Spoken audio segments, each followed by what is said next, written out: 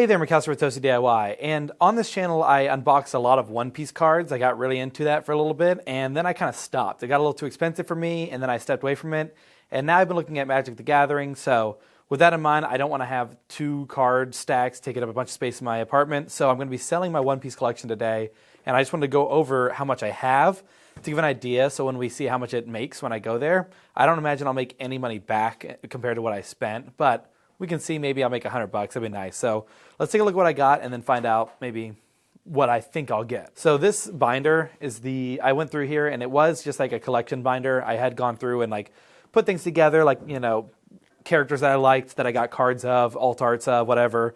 And in One Piece, alt art cards and like, I think they're called parallels are like the top cards you can get.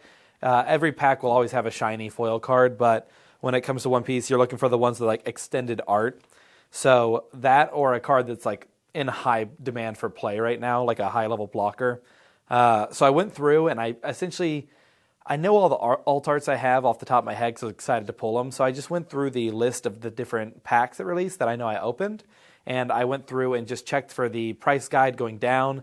And if I had any card, I put them in this binder. And really, anything in this binder should be between $10 to like $40. So I know I have Queen here. Kaido, I don't actually know if he's worth anything. I think Isho here is like $23. Manchuri's like $15. Perona's $32. Trafalgar Law, I think, is like $40. We've got Asakazuki. I have no clue if he's worth anything or not. He was big when I started playing, but I don't know if he's big now. This Zoro card should be like $13. These are some like alt arts of VV. Apparently got both of them in that set. And some box toppers I got from when I purchased the whole box. Probably the most expensive card I know I have is probably these Sabos. I have 3 of them because I was running a deck that used them. So between that, just Sabo, Yamato, Perona, and like one of the Trafalgar Law cards, I should be over $100 before it even starts.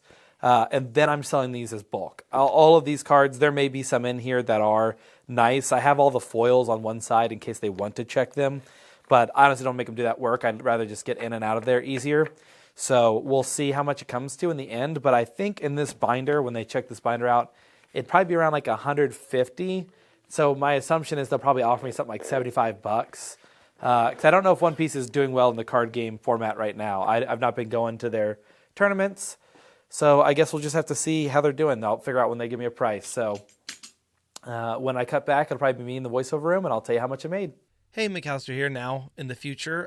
It's been quite a bit in the future from when I recorded the original Taking in the One Piece cards.